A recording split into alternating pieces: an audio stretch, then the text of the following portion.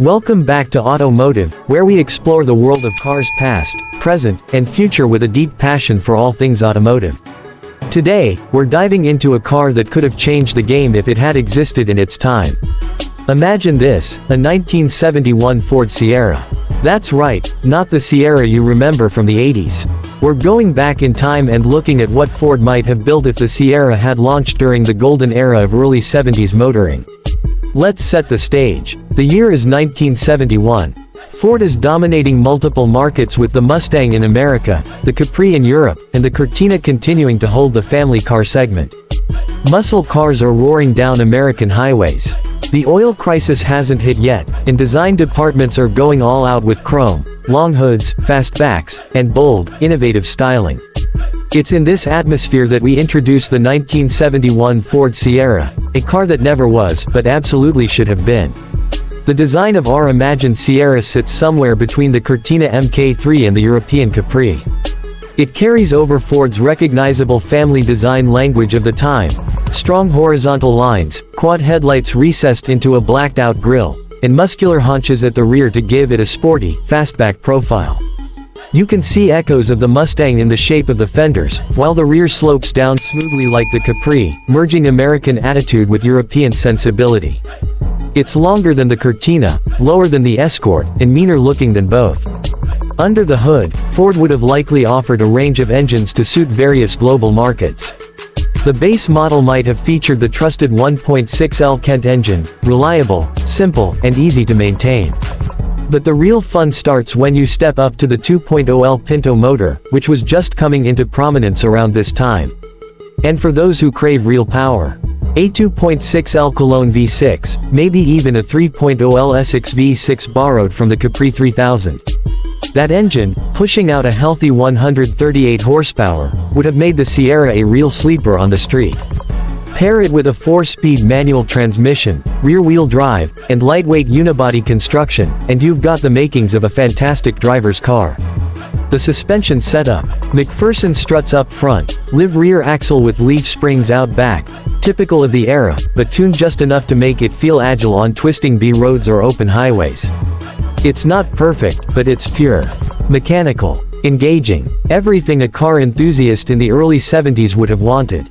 Inside, the Sierra follows the Ford approach of simplicity with style. Think vinyl bucket seats, chrome switchgear, wood grain appliques on the dashboard, and a 3-spoke steering wheel with just enough feedback to make you feel every bump in the road. Instrumentation is analog, of course: speedometer, tachometer, fuel, oil pressure, and coolant temperature, all laid out in a clean, legible cluster. No nonsense, no distractions. Just driving. And let's not forget the optional extras. Air conditioning for those in warmer climates. An 8-track stereo system to blast your favorite classic rock tunes. Maybe even a sunroof on the higher trims. And if Ford had truly leaned into the performance image, picture this: a GT version of the Sierra, with black racing stripes, sport-tuned suspension, fog lamps, and deep dish wheels wrapped in chunky rubber. That would have turned heads on any high street from London to Los Angeles. Now, what would this car have meant in 1971? This was a time when buyers were shifting between big American muscle and smaller, more efficient European cars. The Sierra could have bridged that gap perfectly. Practical enough for families, stylish enough for the weekend cruiser, and quick enough, at least in the V6 trims, to make enthusiasts smile. It could have given the BMW 2002 a serious run for its money. Imagine that: Ford stepping up in Europe with a sporty sedan before the M3 even existed. It also might have reshaped Ford's entire development timeline. With a successful Sierra in the 70s, would there have been a need for the Mk4 Cortina in the same way? Would Ford have leaned even harder into performance sedans earlier? It's a fascinating alternate history to consider. Maybe the RS versions we know from later decades would have had an ancestor in this early Sierra. Maybe we'd have seen rally legends built on this platform. A rear-drive Ford Sierra tearing up gravel stages in 1973. That would have been something to see. Of course, being a 70s car, it wouldn't have been perfect. Rust-proofing wasn't what it is today. Fuel economy on the V6 models would have been thirsty, especially as the decade wore on and fuel prices climbed. Safety features were minimal by today's standards, no airbags, no crumple zones, just a steel shell and seatbelts if you were lucky. But then again, that's part of the charm. Driving a car like this would have been a raw, connected experience. You, the machine, and the road. No electronic nannies. No lane assist. Just real driving. And it's that experience that we miss sometimes in today's world of hyper-connected, overly computerized vehicles. The 1971 Ford Sierra, as we imagine it, is a car with soul. A car that you could wrench on in your garage, race on the weekends, and commute in during the week. It's not a showpiece. It's not a trailer queen. It's a driver's car, built for the people who love driving. So, where does that leave us today? Sadly, the 1971 Ford Sierra never existed.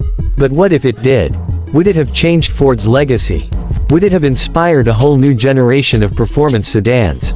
Would it have become a cult classic, like the Escort 2000 rupees or the Capri 2800? We'll never know for sure. But it's fun to dream. And maybe, just maybe, someone out there is building one right now, swapping old Ford parts, welding panels, and imagining what could have been. If you're that person, we salute you. Thanks for joining us on this journey into automotive imagination.